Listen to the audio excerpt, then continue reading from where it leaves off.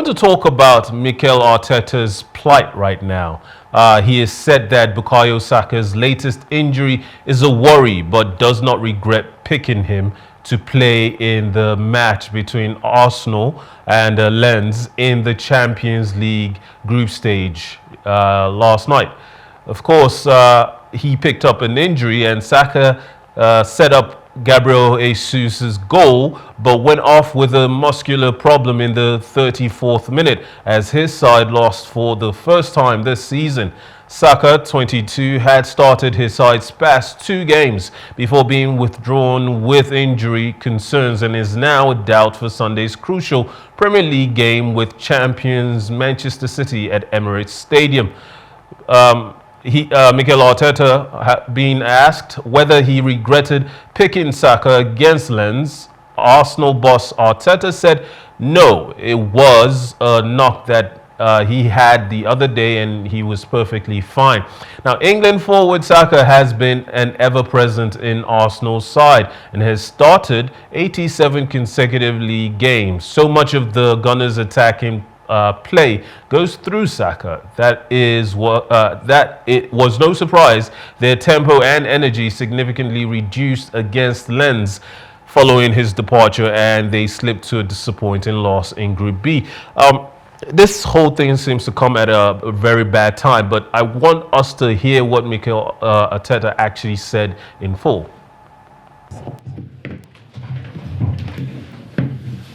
Good evening, everybody. Just checking. Camera's okay at the back. If you raise your hand if you want to ask a question, I'll come to you. Oh, there we go. Start with the gentleman here. Hi, Mikel. Could we just have an update on Saka, please, and your overall view of the game? Yeah, he tried to backheel a ball in the first half and he felt something.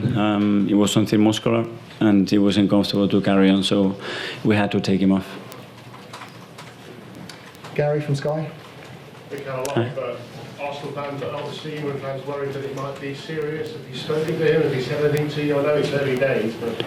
No, we don't know anything more than that. Obviously, it was big enough not to allow him to continue to play the game, and that's obviously a worry for us. But still a potential, hopefully, for the weekend? I have no clue. I don't know.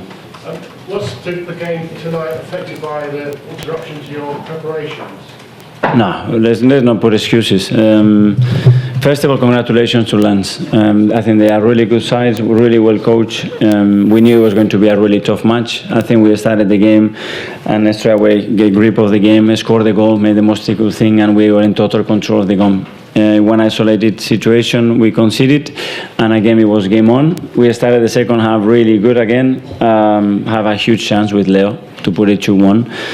Not only that, but again, we were preparing the subs as well. Tomiyasu has a big chance, and when they go the other way, they just score the goal. The difference between today and PSV is clear. The difference was in the boxes. We have 4 or 5 big chances. We didn't put them away, and we didn't defend the boxes well enough. It's true that there were moments, especially in the second half, that we struggled to be more a threat in the final third and attack certain spaces because otherwise they defend those numbers really good. And that's something to take for the next game.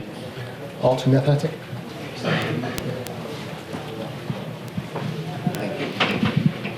Hi, Mikel. Just on Bukayo, you've mentioned his mentality to play every 3 days is something you've been really impressed with. Is it something he's always had, or did you have to convince him about that to get him to be ready for these games? No, he was really looking forward to play every player. You know, it's a big Champions League night. I told him, I painted a picture and the scenario, the type of game that we're going to have to face today, and they all knew about it.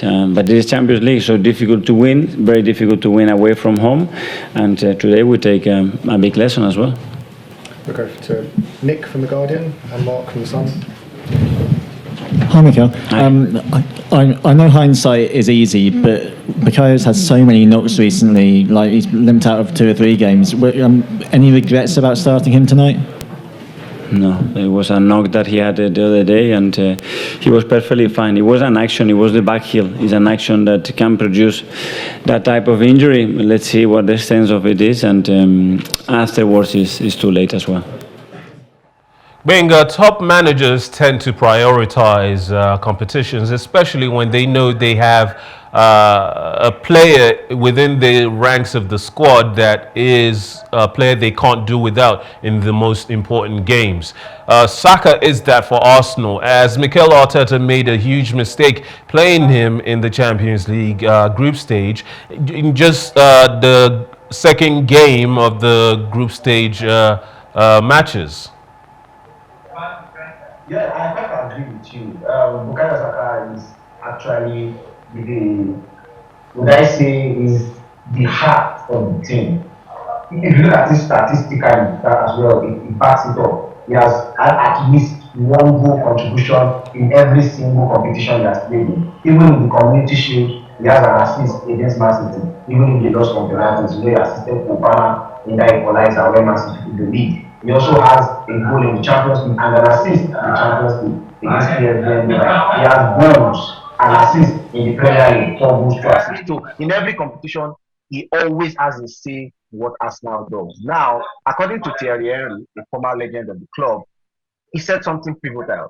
While we harp on the absence of Bukayo Saka and talk about his injury, which was imminent, because a lot of times I've had this discussion with friends, colleagues, even on head programs, and I'm saying Saka may be your best player, but you are overplaying him. It's like drug abuse. This is player abuse. He played every single game last season for Arsenal until his legs couldn't carry him anymore. This season, he continued from where you stopped. The reason why Man City are the best teams of this, or are among the best teams in Europe, is because they know how to manage their players. No matter how good Mahrez is, he can rest for a certain Bernardo Silva to come in. No matter how good Haaland is, he can rest for a certain Julian Alvarez to come in. And the rest of it. But look at Arsenal. They only make changes when there is injury. When the first team players are fit, every single one of them continue to play. So I get the idea of you don't change a winning side, but you definitely rejuggle a struggling side, because Arsenal sometimes struggle, right? So generally, Mikel Arteta is like the architect of all this, but without trading blames, I think for now it's about the supporting cast. Edin Ketia, Kai Havertz, Leandro Trossard. They are the ones that need to come into the picture and do the job for Arsenal. Talked about managers prioritizing certain competitions. Do you think Mikel Arteta is the kind of manager who doesn't see a way to do that? He wants to go full throttle in every single match, every single competition, which is why even though Bukayo Saka could have sat out this match or maybe come on for the last 20 minutes to contribute to the attacking movement, attacking phase of the game, and maybe gotten them the win at the end, and then go on to play the Manchester City game. Instead, now they've lost against Lens, and their chances of winning against Manchester City at the Emirates Stadium is lower because of this decision by Mikel Arteta. Do you think he's the kind of manager who's able to prioritize, or is he still learning that side of the responsibility of being a manager? Of course, I mean, 2 things that made them kind of drop points towards the latter stages of the season was Mikel Arteta, number one, doesn't have a succession plan in Arsenal, right? If, like for example, when William Saliba at the back went injured, they brought in a Rob Holding that couldn't measure up. When Saka was substituted, they brought in a Reece Nelson that was trying to find his feet and trying to build experience. Partey was out of it. Nobody could come up. They brought in Jorginho. Jorginho couldn't even start games, right? So they really don't have a succession plan. They were it like a Man City where De Bruyne could be out and the Gundogan could step in. Even the Gundogan will be out and the Foden will also step in, right? And for what is what, there's a Calvin Phillips that the coach doesn't trust, but he can bring him in anytime, any day. So Arsenal really didn't have a succession plan, and this season they still don't have. We were thinking that Kai Havertz was a succession plan for Saka. All of a sudden, we found out that Arteta has a different plan on how he wants to use Kai Havertz, which means Kai Havertz is not a succession plan for Saka, and Saka continues to struggle as the lone right winger that can do anything well for Arsenal. That's a problem, and we are beginning to see it. So I just think the club itself is an architect of their own decision. Do you think that though Arsenal are struggling for a lack of the kind of resources necessary to have a squad that is as talented and as big as Man City, who can have players like Grealish, £100 million player, sit on the bench because Doku is playing. Do you think the fact that Bukayo Saka is playing every game is simply down to the coach not wanting to rest him, preferring him in the starting position every single match, or is it down to resources, inability to find a capable lieutenant? Because I will say certain players become so important in every team in the world that it is hard to drop them. And if you do buy a capable lieutenant, it diminishes their starting time, it diminishes their game time overall, and it might create issues in the locker room. So first things first, I think Arsenal are a side that have numbers but really don't have quality. So if you look at it, they have first and second in almost every angle, even in the middle of the park. I was surprised when they brought in Enes Mitro. He's still in that midfield. They even had a guy on the bench, Mohamed El Neni. He's in that midfield. They have Jorginho, they have Declan Rice, they have Thomas Partey, they have Odegaard, they have Havertz. These are midfielders, these are numbers. But are they really the right balance? Are they really the right profile? Look at Tottenham Hotspur, for example. They used to have the numbers. But all of a sudden, one number, James Maddison, bringing out the number 10, changed the entire approach of the game. So you could have the numbers and not have the quality. Look at Man City. Haaland and Julian Alvarez, first and second, you can really not separate the quality because the second can score as much as the first. The same thing on the right. Rafinha is there. Bernardo Silva can be there. Jack Grealish on the right, and Doku, like you mentioned. It's not just numbers, also quality. So Arsenal actually have numbers, which some people will call depth. But is it the right quality? And Trossard and Nelson, can they give the same thing? Gabriel Jesus and Nketiah, can they actually give the same thing? I don't think so. But that's where the problem lies. Okay, so getting you right, it is just down to quality. And Arsenal need to go out and buy the kind of quality that will allow for them to compete fully and rest players like important players like Martinelli on the left, Bukayo Saka on the right. But at the same time, you know, there's a danger that Arsenal, because the league has gotten so competitive now, that the only team that is actually guaranteed to finish in the top 4 spots for Champions League, thereby having more opportunities to play a number of games, maximum amount of games, and therefore spread the game time across for all the players in their squad, is actually Man City. Arsenal this season, by the end of this season, could drop out of the Champions League. It's early days right now.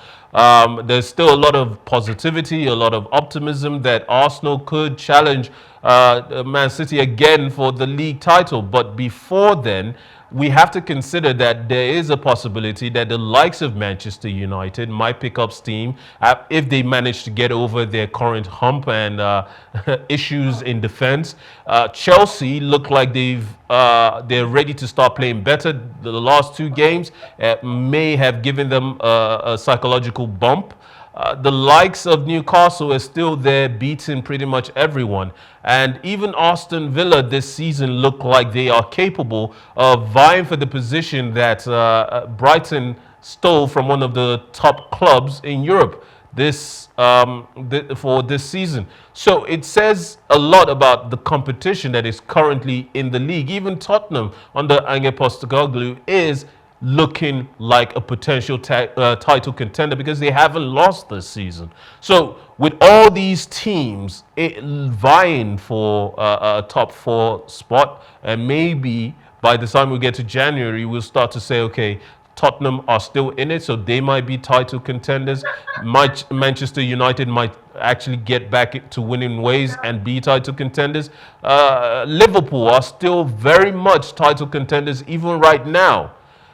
All these teams put a lot of pressure on Arsenal, and they might end up losing out on top 4 spot. So the idea of going out and spending £80 million on another option who may push Saka out of the squad, or at the very least offer Mikel Arteta a rotational option, seems like a gamble that Arsenal may not be ready to take.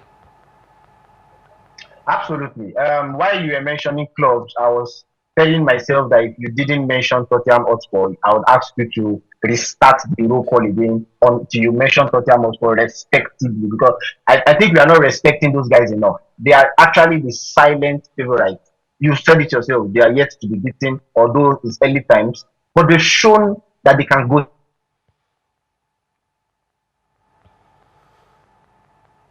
And in execution, we were waxing lyrical about James Maddison and the rest of it. Look at number 9, Kulusevski.